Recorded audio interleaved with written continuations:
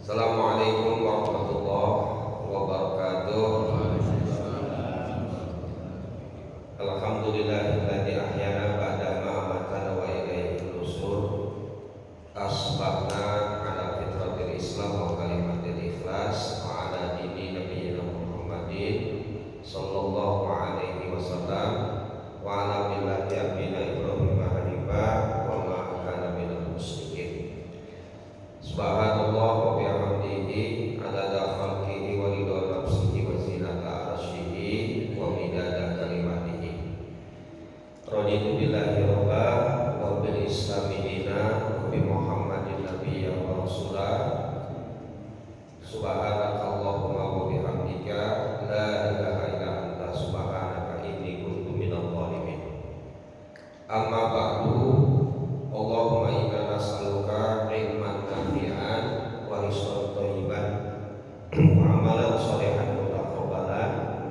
Allahumma inna nas'aluka ya Allah husnal khatimah wa nas'aluka taubatan nasuha wa nas'aluka ya Allah sabit qulubana fi dinika wa ta'atik.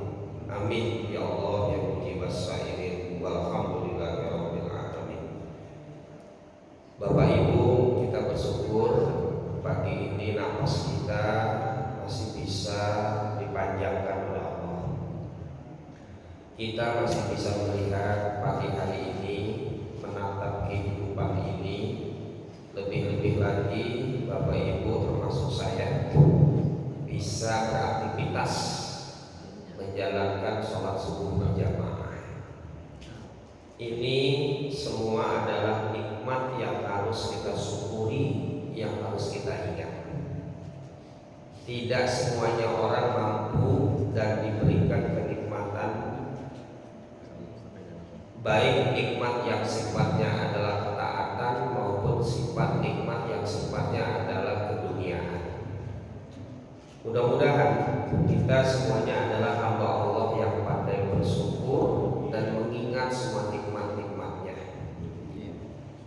Hari ini kita kembali mengumpulkan oleh Allah untuk mengadakan kajian ilmu. Dari sholat subuh berjamaah, kemudian bapak-bapak alhamdulillah tidak pulang ya, menggenapkan subuhnya itu dengan kajian. Kata Nabi Muhammad, barang siapa yang menggenapkan sholat subuhnya dengan kajian sampai subuh, maka pahalanya setara dengan ibadah haji dan umroh. Insya amin ya Allah ya rabbal alamin. Dan terlebih lagi harapan kita ngaji dari sini, pulang dari sini, insya Allah iman kita makin bertambah. Karena sifat iman itu kan kadang-kadang naik, kadang-kadang turun. Kapan iman itu bisa naik? Iman itu bisa naik kalau kita ini sering dinasehatin, sering ikut bermajelis, dan juga sering energinya itu positif, terbawa dalam kondisi yang baik. Kadang-kadang juga iman itu turun dengan kemalasan dan kemaksiatan karena sering meninggalkan majelis-majelis keilmuan. Alhamdulillah Bapak Ibu semuanya hari ini Allah kasih diberikan semangat bisa duduk bermajelis. Ya walaupun mungkin duduk bermajelisnya cuma di bangku ini doang, ya kan? Cuma duduk dengerin sambil nyender melonjor gitu kan. Ini adalah kenikmatan yang Allah kasih buat kita semuanya. Mari Bapak Ibu semuanya kita awali pengajian ini memohon berkah dan manfaat ilmu dengan membaca basmalah dan ayat kursi kepada Allah Subhanahu wa taala. Bismillahirrahmanirrahim. Allahu la ilaha illa huwal hayyul qayyum la ta'khudhuhu sinatun wa la naum. Lahu ma fis samawati wa ma fil ard. Man dzalladzi yashfa'u 'indahu illa bi idzni. Ya'lamu ma baina aydihim wa ma khalfahum. Wa la yuhituna bi syai'in min 'ilmihi illa bima syaa. Wasi'a kursiyyuhu samawati wal ard. ولا يعوده حفظهما وهو العلي العظيم. Kita sempurnakan dengan doa surat Al-Kahfi ayat 10. Rabbana atina min ladunka rahmatan wa hayyi lana min amrina rasyada. Sekali lagi, Rabbana atina min ladunka rahmatan wa hayyi lana min amrina rasyada. Amin ya Allah ya rabbal alamin. Bapak Ibu, pernah nggak ngebaca dalam Quran dan hadis ada doa permintaan secara langsung masuk ke dalam surga? Pernah ketemu nggak kira-kira? Doa yang langsung bunyinya itu meminta kita memohon kepada Allah minta surga. Kalau di dalam Al-Quran rasa-rasanya tidak ketemu ya doa meminta kita masuk ke dalam surga. Justru yang banyak doanya minta dihindari dari neraka dan minta diampuni oleh Allah Ta'ala dari segala dosa serta kekurangan kita. Doa pamungkasnya yang sering kita baca, Rabbana atina fid dunya hasanah wa fil akhirati hasanah. Tuh bahasanya wa fil akhirati hasanah. Di akhirat hasanah. Kok enggak langsung masuk surga? Nah, disebutnya hasanah. Waqina adzabannar, dan dibebaskan dari api neraka. Surganya enggak disebut sama Allah. Ada lagi ayat yang menyebutkan di dalam surat Al-Furqan, ketika kita ini sholat tahajud, doa yang rutin dibaca itu adalah Rabbana srif anna adzab jahannam. Ya Allah, jauhi saya, hindari saya dari azab jahannam. Kenapa? Inna adzabaha kana gharama, karena itu adalah tempat yang sangat mengerikan dan sangat kekal di dalamnya. Kita belum pernah menemukan ayat yang isinya doa meminta kita masuk ke dalam surga. Gitu ya? Nggak ada dalam surga. Ada lagi doa surat Ali Imran ayat terakhir. Kalau kita bangun tidur baca sholat sebelum sholat tahajud itu, Inna fi khalqis samawati wal ardi wa ikhtilafil laili wan nahari la ayatin li ulil albab alladziina yadhkurunallaha qiyaman wa qu'udan wa 'ala junubihim wa yatafakkaruna fi khalqis samawati wal ard rabbana ma khalaqta hadza batilan subhanaka faqina adzabannar rabbana innaka man tudkhilin nar faqad ahzaitahu wa man lidh-dhalimina min ansar rabbana innana sami'na munadiyan yunadi lil imani an aminu bi rabbikum fa amana rabbana faghfir lana dzunubana wa kaffir 'anna sayyi'atina wa tawaffana ma'al abrar. Pertanyaannya garis besar, kenapa kita kok nggak ada yang diminta sama Allah suruh masuk ke dalam surga? Apakah kita terlalu hina dan surga itu terlalu istimewa buat kita? Masalahnya Bapak Ibu, yang di surga aja diusir sama Allah. Nabi Adam aja sudah ditetapkan masuk ke dalam surga,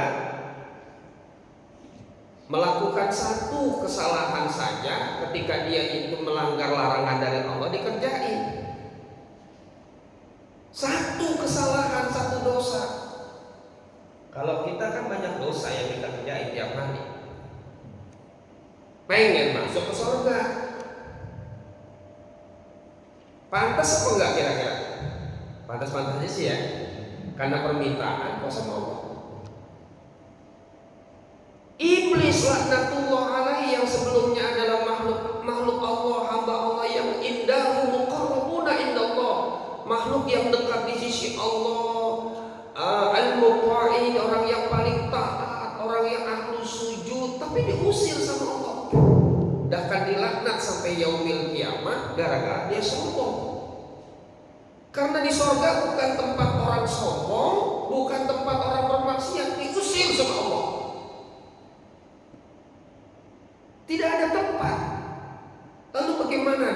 kita hari ini yang banyak dosa, kemudian kita yang bergelimangan kemaksiatan tiap hari, pengen masuk surga dan gak pengen masuk neraka.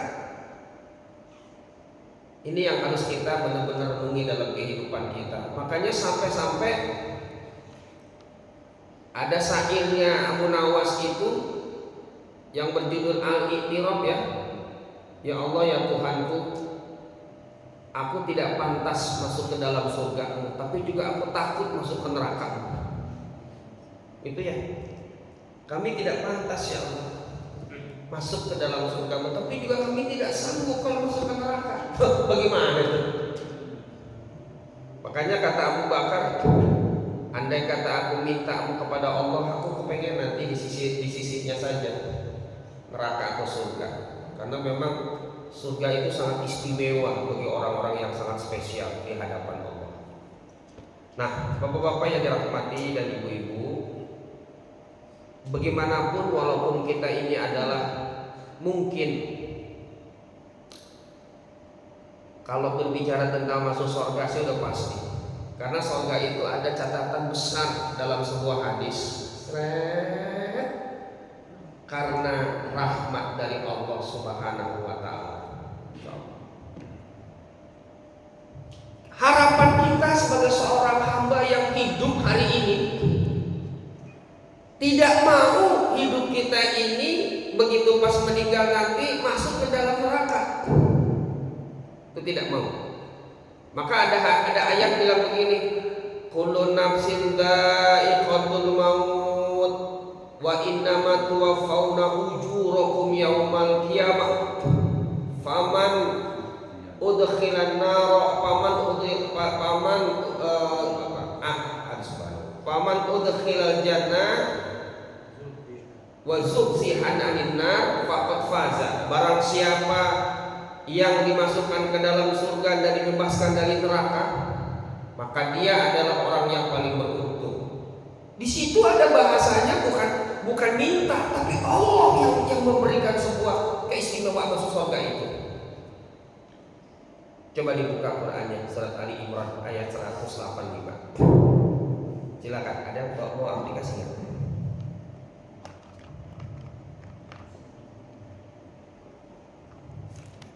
Bawa Qurannya nggak? Ayo baca. Surat berapa? Ali Imran surat 3 ayat 185.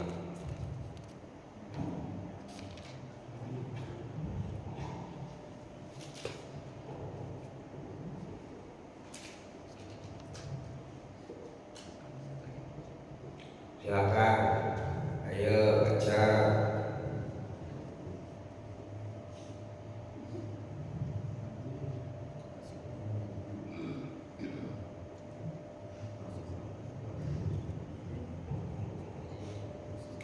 Kullun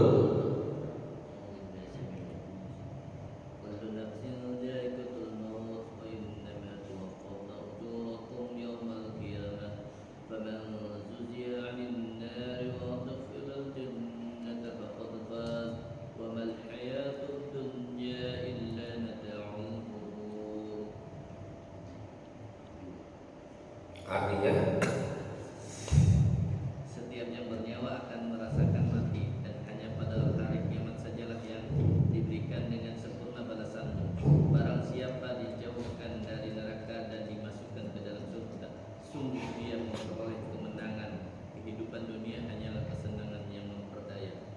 mungkin ayat ini bisa dijadikan sebuah pandangan dalam kehidupan kita.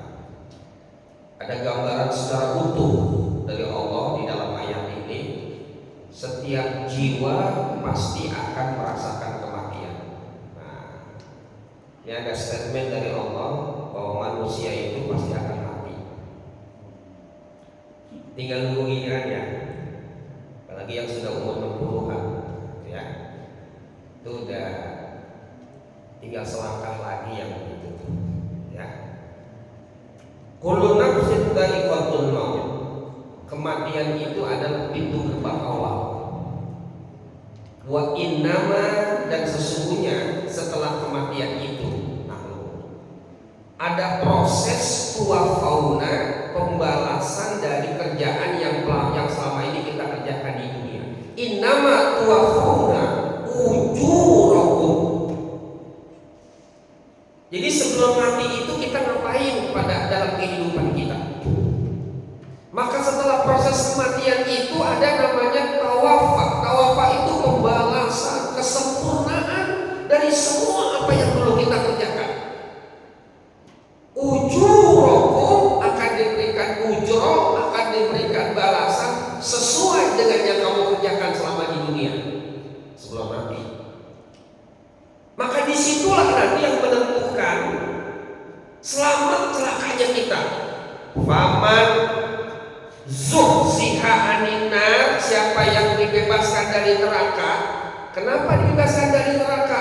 Prosesnya sudah lancar, dosanya sudah terhapus, kemudian hal-hal yang berkaitan dengan amal soleh sudah oke, maka dimasukkan ke dalam surga.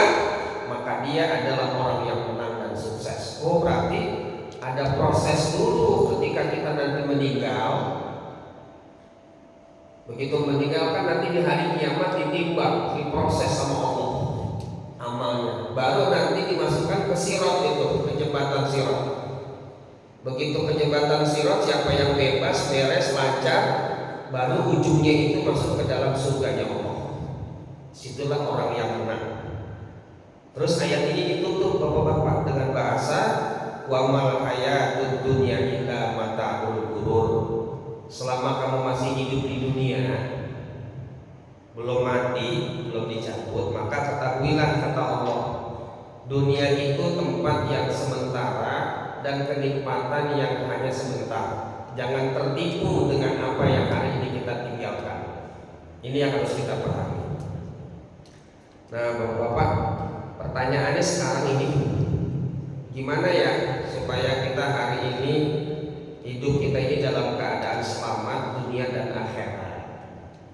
Maka Allah bilang dalam bahasa Al-Quran, kalau memang kamu pengen masuk ke dalam surga dan hidupmu itu diampuni sama Allah, pertama yang harus kamu perbaiki hidup kamu itu adalah, apalagi sudah detik-detik terakhir umurmu, adalah memperbanyak taubatan nasuha kepada Allah. Nah, ini Pak, surat Ali Imran ayatnya ayat 135 dan 137. Walladzina idza fa'alu fahisatan aw dzalamu anfusahum zakarullaha fastaghfaru lidzunubihim. Orang-orang yang selama hidupnya itu melakukan perbuatan fahsya. Fahsya itu apa Pak? Fahsya itu adalah perbuatan keji yang diartikan oleh para ulama itu perzinahan.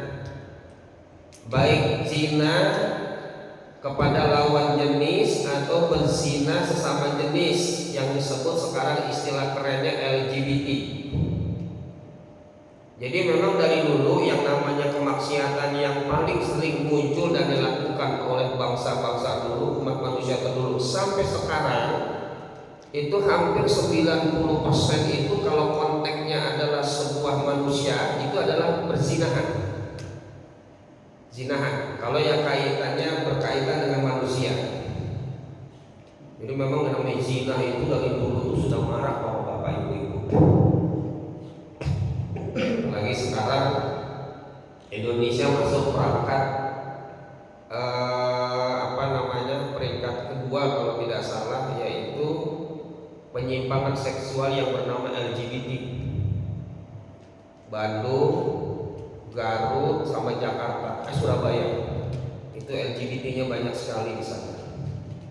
Ya, kaum Sodom itu di mana-mana banyak bapak-bapak.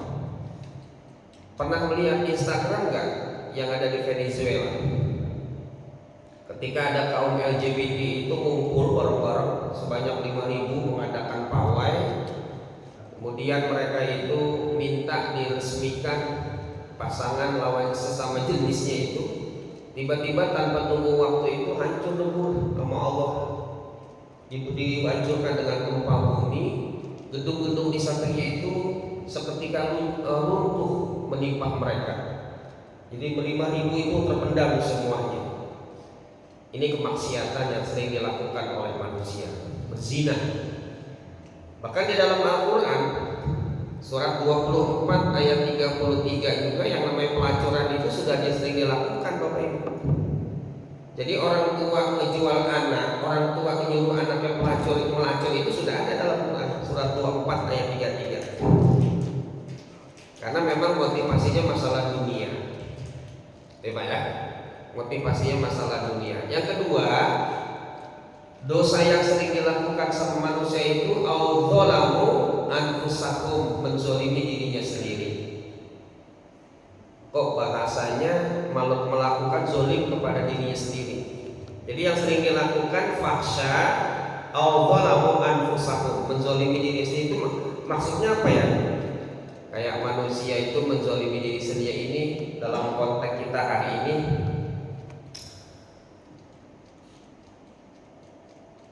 hidupnya itu tidak sesuai dengan sistem yang Allah buat. Senangnya begadang, mabok, gitu ya. Hidupnya itu nggak pernah narutin perintah Allah. Orang hidupnya itu mau memuaskan nafsunya sendiri. Nggak kenal kesehatan, nggak kenal waktu, ibadah nggak, ngaji nggak. Tuh begitu tuh Bapak. Ini yang paling berbahaya. Kalau kita mendeteksi, merasakan bahwa kita ini adalah orang yang sering melakukan perbuatan zalim, ninggalin ibadah, ninggalin kewajiban agama, kemudian juga melakukan kekerasan, kezaliman kepada sesama manusia, maka yang pertama kita lakukan zakarullah, ingat kepada Allah tentang dosa kita.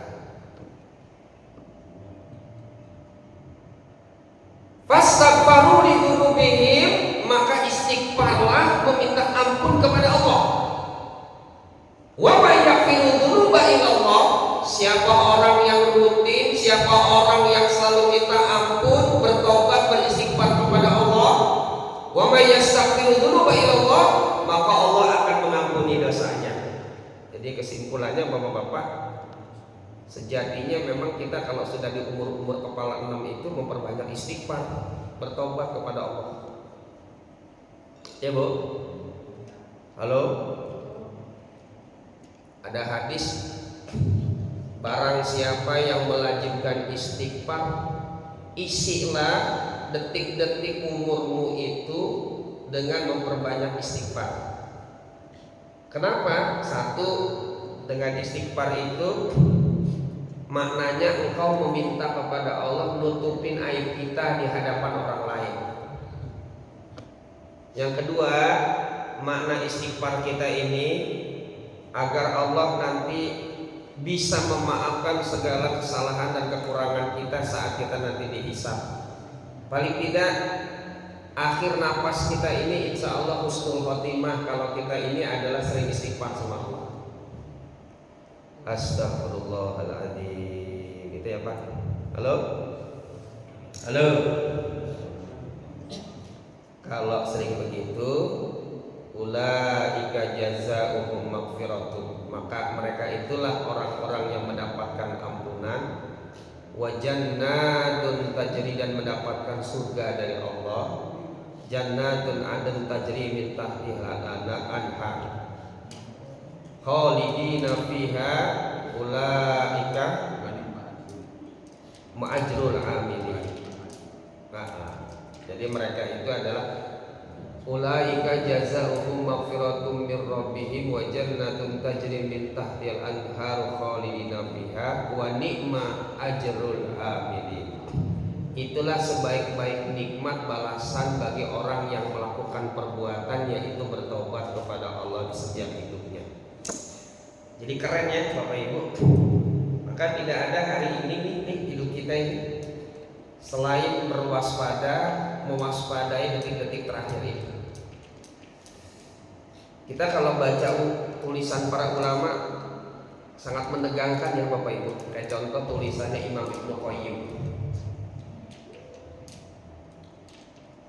Isilah detik-detik umurmu itu dengan memperbanyak istighfar agar engkau mendapatkan husnul khotimah. Satu itu. Berarti luar biasa istighfar itu Bapak Ibu. Astagfirullahaladzim. Astagfirullahaladzim. Yang kedua, ada ungkapan dari seorang ulama, Imam Ghazali, mengatakan pada intinya nanti manusia itu akan mengalami sebuah akhir hidupnya, yaitu kematian. Dan di detik-detik kematian terakhir kita nanti, maka usahakan jangan sampai kita ini jangan sampai kita melakukan sebuah kesalahan kepada manusia dengan menyakitinya. Wah, ini bahaya sekali Bapak ini. Di akhir hidup kita ini, di sisa umur kita ini, jangan sampai kita pernah melakukan menyakiti manusia. Nah, itu paling berbahaya. Karena dosa yang tidak bisa dihapus dengan sholat itu adalah dosa yang suka menyakiti dan menyinggung perasaan manusia. Ya, umur udah 60, bahkan udah 63, itu udah ngurangin candaan, ngurangin yang namanya hal-hal yang tidak bermanfaat, ngurangin ucapan-ucapan yang sifatnya suka melontar gitu kan, ngurangin yang namanya konflik kepada manusia. Nah, itu berbahaya kalau kita nanti di ujung umur seperti itu masih melakukan hal-hal yang bisa menyakitkan pada manusia. Allah paling senang kalau kita ini sudah sehat, kuat, semangat, kaya. Itu Allah senang sama manusia begitu. Ya Bu, sehat. Udah sehat kita ini semangat itu kita kemudian kaya, itu Allah paling senang. Kenapa sehat itu Allah senang? Karena orang kalau sehat itu kalau sholatnya alhamdulillah dia tidak akan mengalami beban pada tubuhnya. Coba deh kalau orang udah sakit, miskin, ya, utangnya banyak, bego lagi gitu ya, ngaji kagak, sholat kagak, utang di warung banyak, hidupnya bertingkah. Ada kan begitu ya? Ada ya di RT 2 di Pemulang tuh Pak, ya. Kelurahan Pemulang Timur. Miskin, sakit, tua lagi gitu. Itu begitu, ada yang begitu. Pelit. Allah senang sama orang yang sehat, kuat, semangat, dia kaya, dermawan. Karena orang kalau lagi sehat, kalau dia ibadah, dia tidak akan merasakan beban pada tubuhnya, enak, dirinya enak, kakinya juga enak, otaknya enak, mendengar ayat-ayat Quran. Tapi coba kalau lagi sakit, orang kalau lagi sakit itu konsentrasi yang namanya khusyuk itu buyar semuanya Pak. Kalau lagi sakit yang dipikirin adalah lambungnya sakit, pinggangnya nyeri, asam uratnya nyut-nyutan. Jadi dirinya aja kan susah kalau orang lagi sakit begitu Pak. Diri gak bisa malah duduk, kan begitu. Sakit.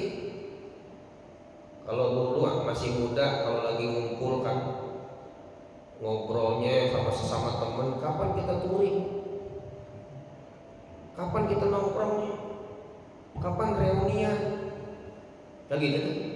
Lagi masih muda umur 20, 30, 35. Tapi kalau udah tua yang kalau udah kumpul ngobrol, yang ditanya kolesterol lu berapa, tensi gula lu berapa, udah check up lu. Yang diobrolin kan penyakit kalau udah tua begitu. Iya kan?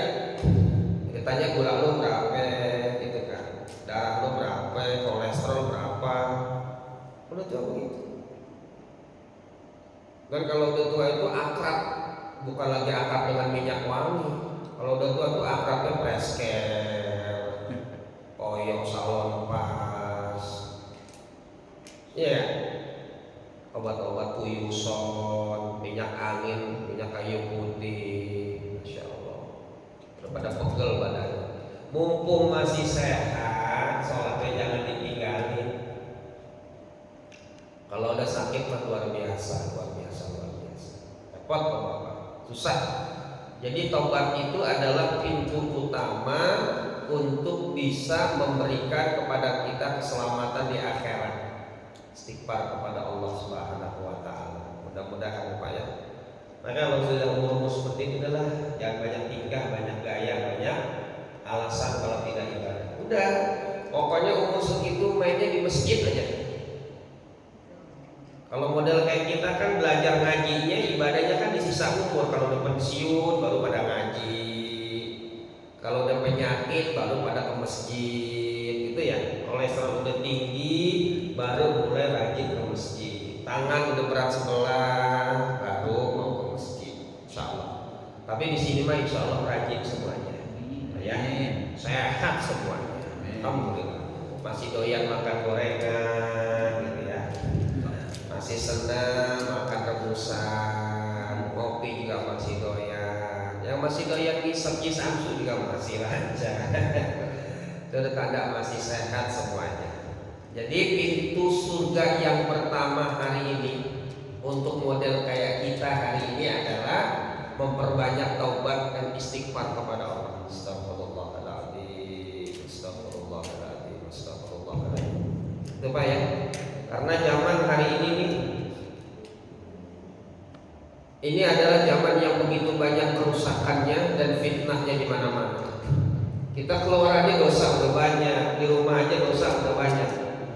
Apalagi kita di rumah itu kalau lagi tidur, tangan begitu membuka handphone, waduh udah fitnah semua itu kan. Nyender, tidur segala macam yang dibuat ingin dibuka handphone. Antara handphone dengan Quran yang diperlihatkan adalah handphone bukan Quran. Saya yakin tuh kalau di rumah tuh waktu kita baca Quran tuh kayaknya nggak pernah banyak. Dan hampir pada saat di rumah itu pada baca Quran, saya yakin itu orang-orang sekarang. Kalau udah megang Quran, ini Quran, ini handphone Quran, habis kalah ini Qurannya. Kalau model orang kita kan megang Qurannya kan kalau lagi Ramadan doang. Lagi Ramadan. Itu juga kalau lagi selebar ngantuk tidur pulas sudah selesai. Jarang megang Quran. Padahal ini adalah lambang dan simbol keselamatan kita di akhir zaman. Ini sudah akhir zaman kita ini. Karena Nabi Muhammad mengatakan dalam pesannya, taraktu fikum amrayni ma tamassaktum lan tadilu abadan kitabullah wa sunnah. Aku tinggalkan dua perkara yang kamu berpegang teguh kepadanya, mengamalkan isinya, membacanya, kemudian kamu mempelajarinya, kemudian dijadikan pedoman, kamu tidak akan sesat selama-lamanya. Tapi kalau kamu yang pelajarin handphone, yang dibuka handphone terus habis waktu kamu, yang tidak faedah kamu lihat, yang tidak faedah kamu ikutin, maka disitulah kamu akan mendapatkan kesia-siaan. Ya, mari kita perbaiki kualitas hidup kita, umur kita, dan juga waktu kita. Jangan sampai kita nanti dihisab dalam keadaan rugi di hadapan Allah. Alhamdulillah. Mungkin ada yang mau bertanya atau menambahkan, dipersilakan. Bab kita hari ini masuk ke dalam surga. Silakan.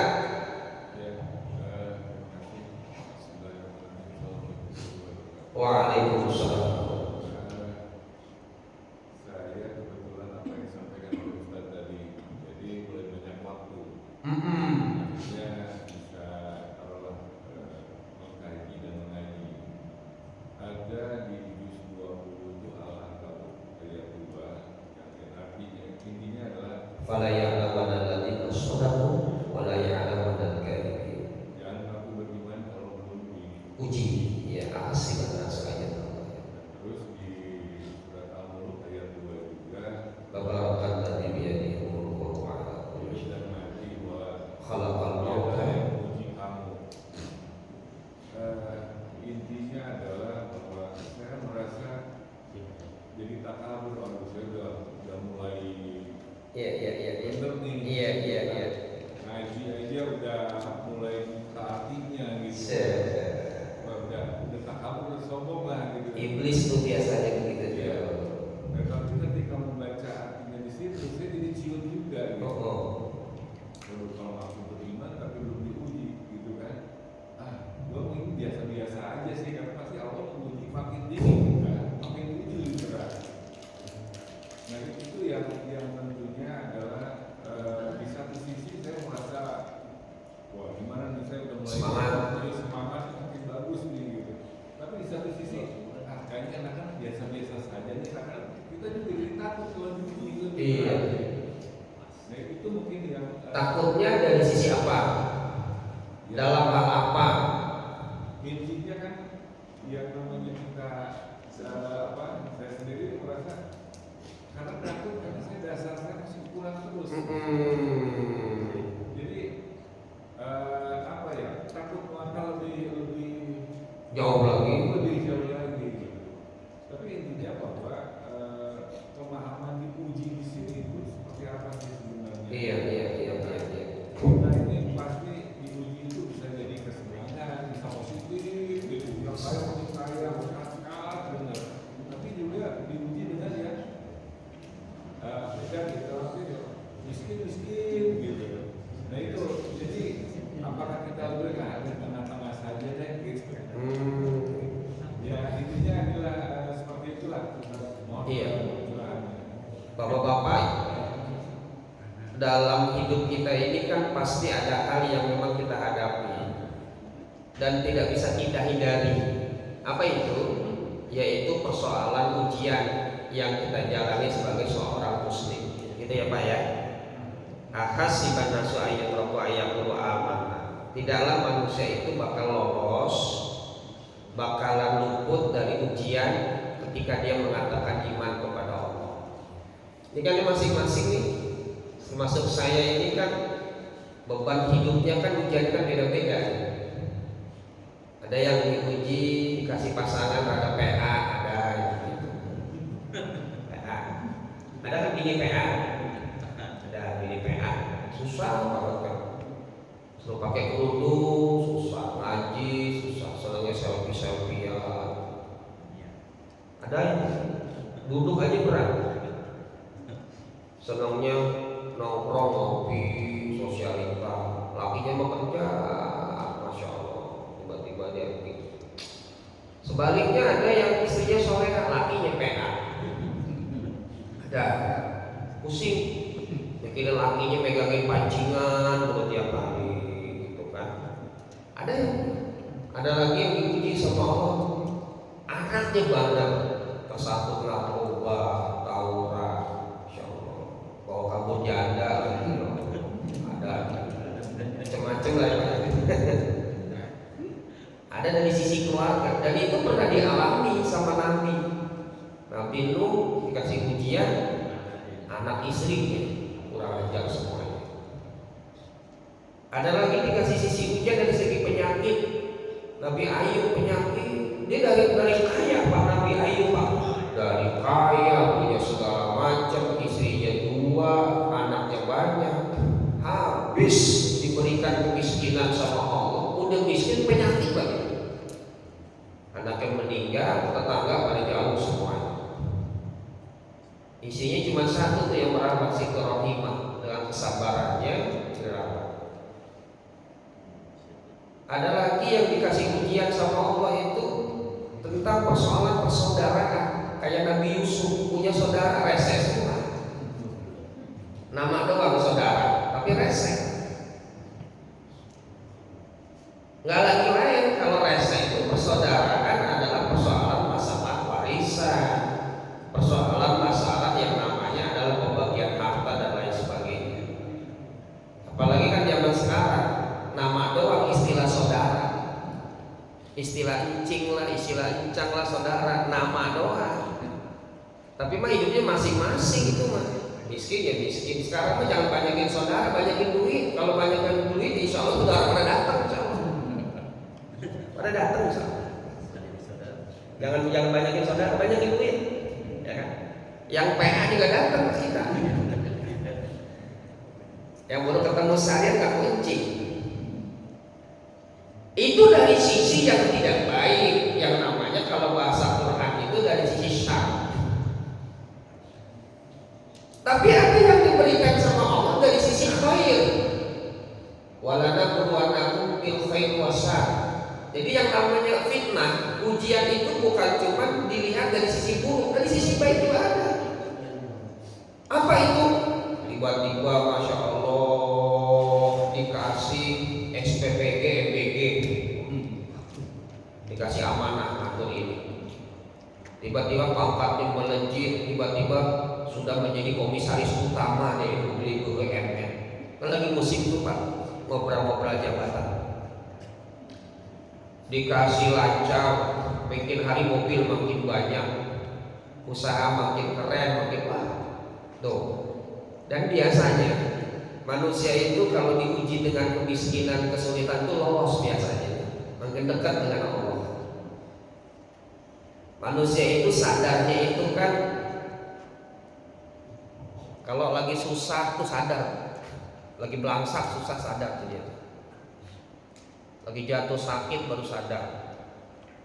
Saya punya jamaah itu yang pada taubat itu mantan pemain ini kan, mantan pemain narkoba, mantan pemain bisnis kayu ilegal, di hutan tuh dulu orang-orang kaya, jatuh miskin jadi gembel, baru ngaji. Jadi orang tidak sadar. Kayak Korun itu dulu sama Musa itu satu majelis, sering sholat berjamaah, sering ngaji, gurunya bareng. Cuman beda nasib sama nama Korun. Kalau Nabi Musa diangkat jadi nabi, diberi wahyu, kemudian dikasih kesabaran. Kalau Korun makin miskin, tapi sudah diangkat jadi hamba Allah. Quran dijelaskan dari surat 28 ayat 77, 78, 79. Tapi Korun begitu minta didoakan supaya diberikan kekayaan sama Nabi Musa, dikasih seekor kambing yang dipelihara, kemudian berkembang, kaya sampai dia punya emas yang tadinya punya emas. Luar biasa Korun itu. Puncak kesombongan Korun itu adalah ketika dimintakan sedekahnya, infaknya, zakatnya sama Allah, sama Nabi Musa, dia nggak mau. Karena semuanya ini adalah milik saya. Ini hasil usaha saya, hasil kerja saya. Tuh Korun. Jadi biasanya orang itu akan sombong itu ziyadatul mal, hartanya makin bertambah, asetnya makin bertambah. Yang kedua ziyadatul ilmi, makin pinter, makin dapat gelar banyak. Gelar akademisnya makin banyak, status sosialnya. Kemudian apalagi ziyadatul makanah, dia dapat kedudukan di masyarakat, diangkat jadi RW belagu. Sombong. Nah, itu ujian kita. Tapi bukan berarti sebagai manusia itu kita menghindar Pak ya dari ujian. Jalan terus. Ujian orang pinter itu kesombongan. Dan ujian orang yang ahli ibadah itu riya. Afatul ilmi al-kibriya wa afatul ibadah, ahlul ibadah, yakni adalah riya. Udah ngaji, paham, dia beramal, wah merasa paling hebat, sholatnya yang paling benar, merasa gitu. Yang lain merasa dia salah semuanya, ngaji pikir dan lain sebagainya, itu riya ya namanya. Ada kan yang begitu?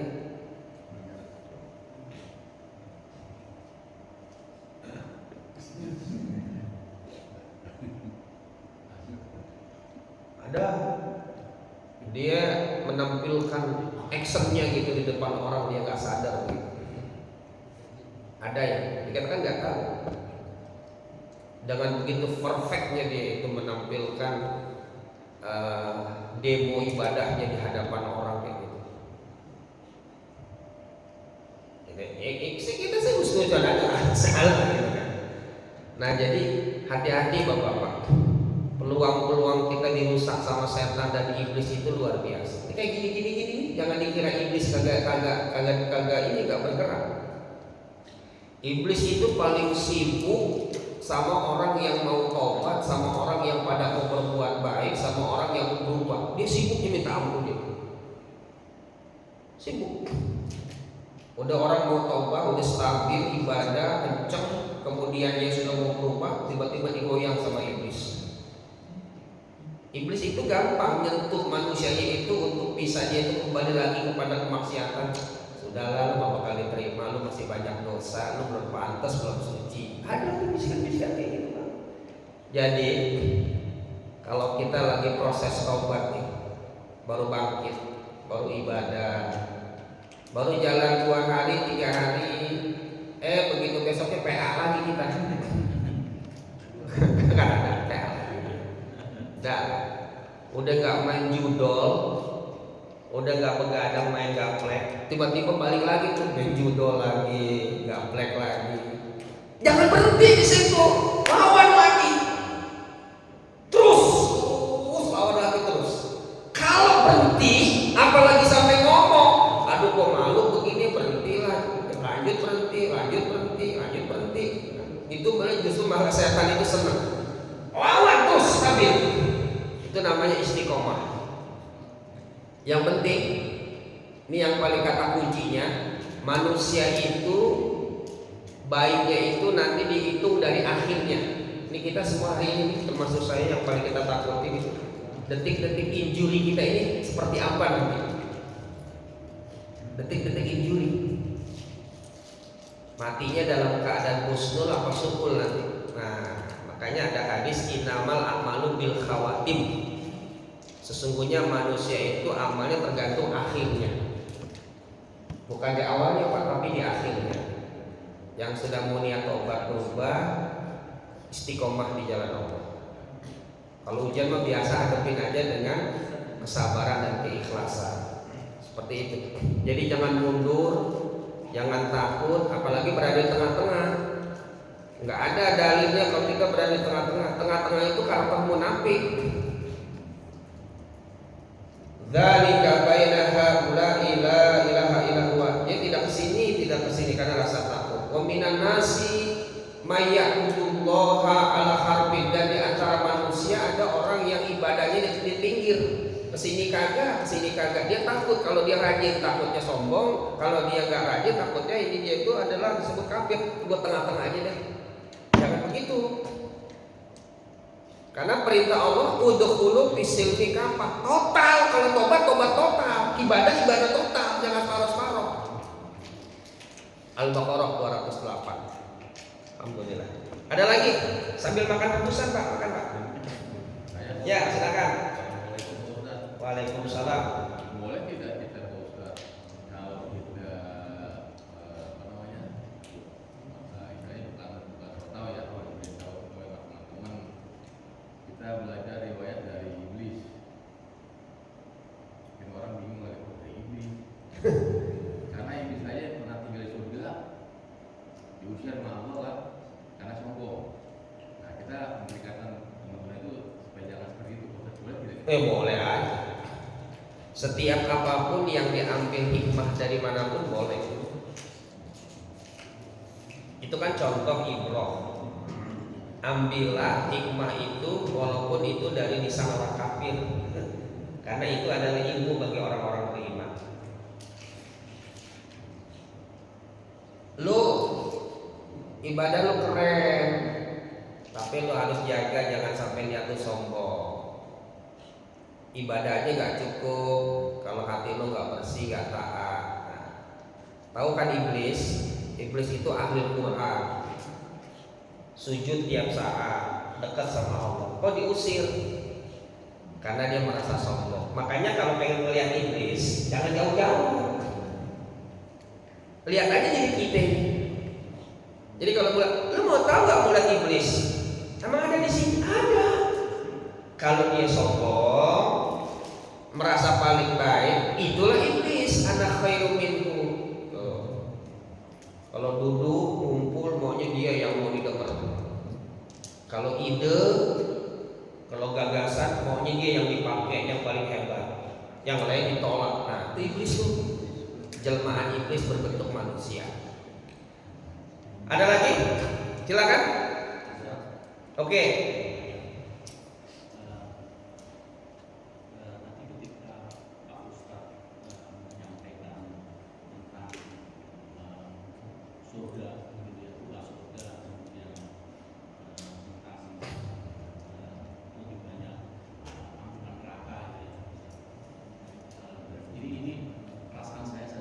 Iya. Jadi ketika Pak Ustadz bicara itu, Pak Ustadz tanya berat gitu ya. Saya merasa itu ya. Iya. Sehingga saya pakai bahasa frekuensi sehingga menimbulkan rasa takut di hati saya. Karena Pak Ustadz memilih frekuensi itu seperti berat sekali. Iya. Iya, Pak. Kesimpulan akhir itu Ustaz bilang istighfar aja lah, kita istighfar, banyak istighfar. Apakah ada doa? Misalnya kan prosesnya tadi kita sudah sampaikan sebelum masuk itu kan ada al-subuh, kemudian al-masya, kemudian sirot, kemudian surga yang lain. Kita minta itu supaya selamat semua.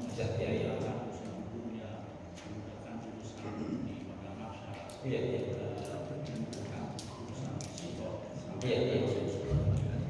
Kita minta misalnya dalam bahasa boleh tidak? Sangat boleh.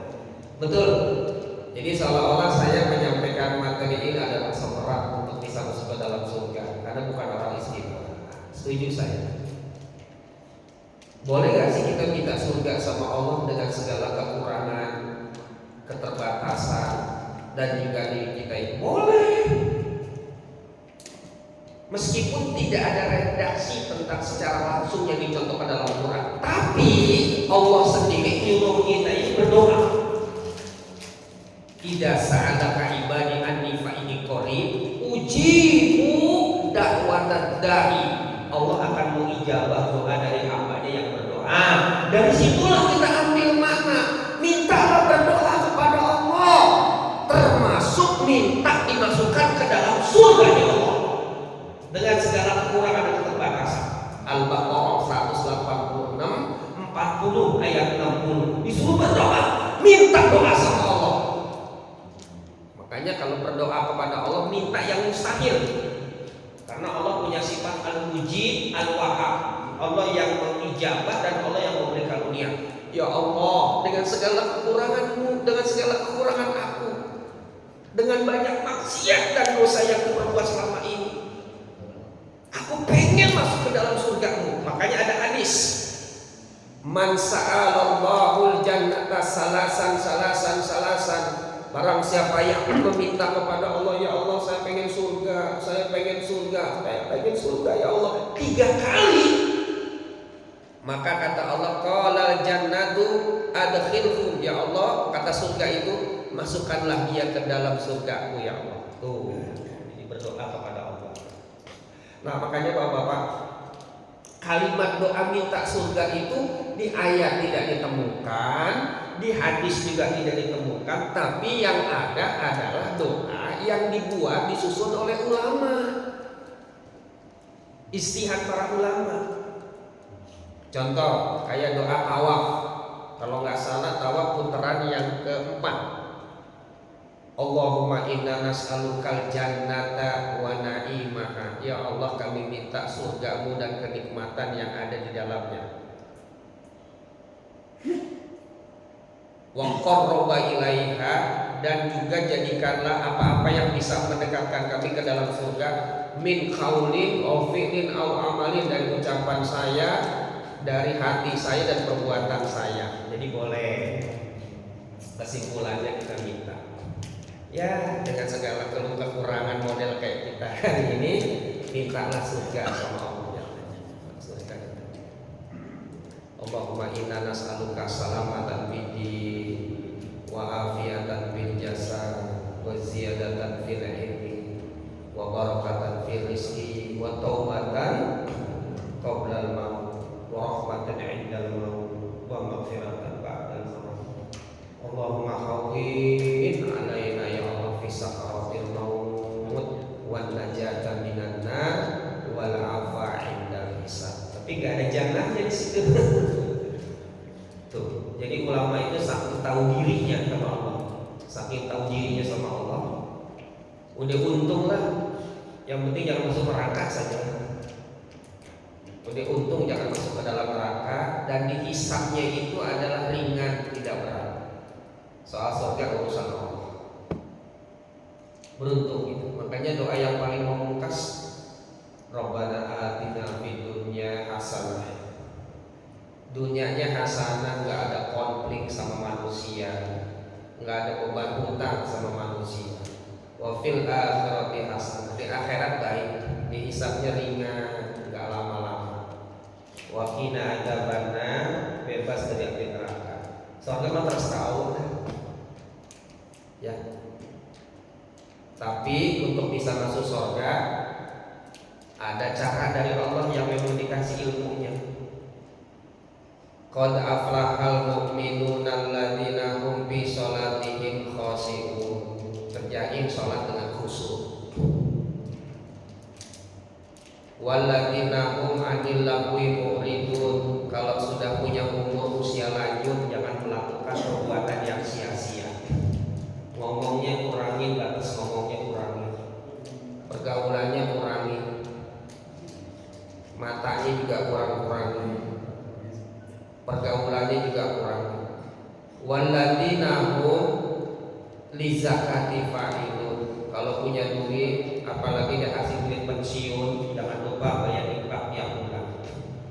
Duit pensiun keluarin 2,5%.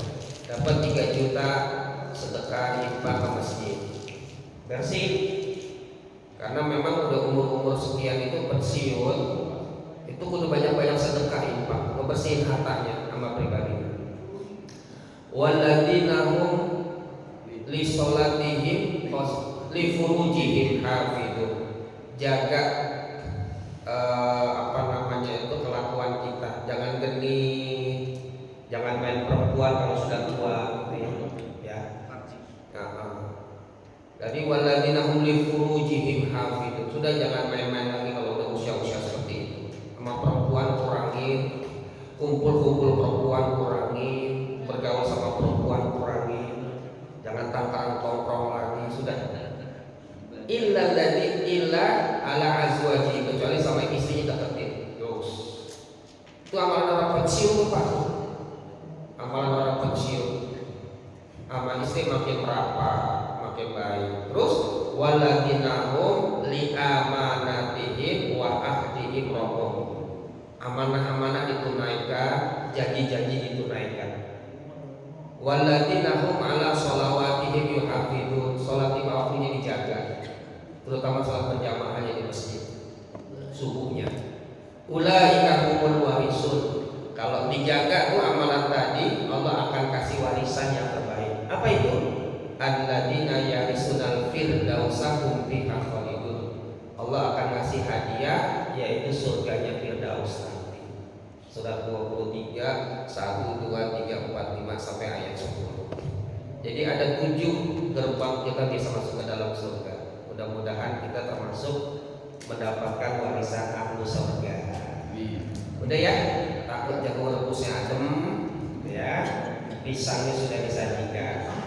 Cukup? Ada lagi atau satu lagi? Kita istighfar kepada Allah Subhanahu wa taala 3 kali. Astagfirullahaladzim, astagfirullahaladzim, astagfirullahaladzim.